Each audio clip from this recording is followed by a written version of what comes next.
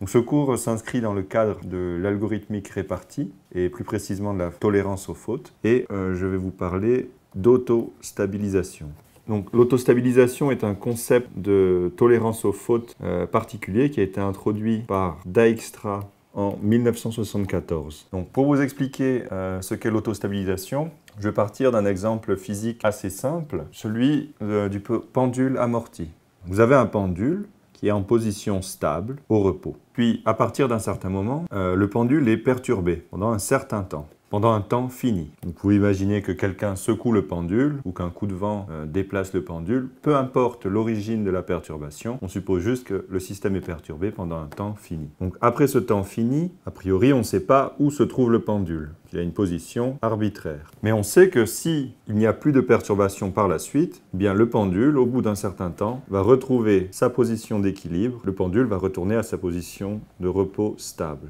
Donc maintenant, gardez ça à l'esprit et je vais vous parler de ce qu'est l'autostabilisation dans le cas d'un système distribué, qui est en fait exactement, qui repose exactement sur la même idée. Donc maintenant, nous allons voir comment cela se passe dans un système distribué. Donc je vous rappelle qu'un système distribué, c'est une collection de processeurs, différents ordinateurs, reliés entre eux par des canaux de communication. Chaque processeur PI a un état XI. Okay, par exemple, l'état XI correspond au contenu de la mémoire dans les registres du processeur PI. Et on appelle configuration du système, c'est le vecteur des états du système.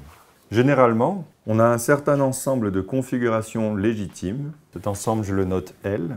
Ce sont les bonnes configurations du système, celles qu'on attend du système lorsqu'il fonctionne correctement. Seulement, il peut y avoir des fautes transitoires, c'est-à-dire une perturbation du système qui va mettre le système dans une configuration arbitraire. Et cette configuration arbitraire, a priori, n'est pas légitime. Maintenant, on peut voir ce que signifie pour un système d'être autostable. Donc, vous pouvez imaginer qu'au début, vous êtes dans une configuration légitime, et puis qu'il y a une perturbation, une faute transitoire qui va modifier les variables ou la mémoire de vos processeurs. Cette perturbation, elle est transitoire, c'est-à-dire qu'elle dure un temps fini. Et donc ensuite, à la fin de cette perturbation, votre configuration est arbitraire. Donc vous êtes dans un ensemble de configurations qui est a priori plus large que l'ensemble des configurations légitimes. Mais votre système est autostable si et seulement si il garantit que, en l'absence de nouvelles perturbations, vous allez retourner dans une configuration légitime après un certain temps. Donc cette propriété de pouvoir converger vers une configuration légitime à partir de n'importe quelle configuration arbitraire, cette propriété donc est appelée autostabilisation.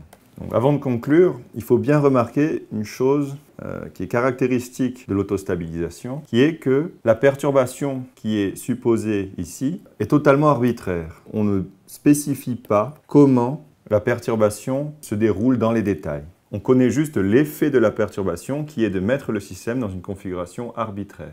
Le fait de ne pas donner les détails internes de la perturbation fait de l'autostabilisation une propriété très intéressante, car un système qui est autostable est capable de se soigner, quelle que soit la perturbation, quelles que soient les causes qui ont amené le système dans une configuration arbitraire.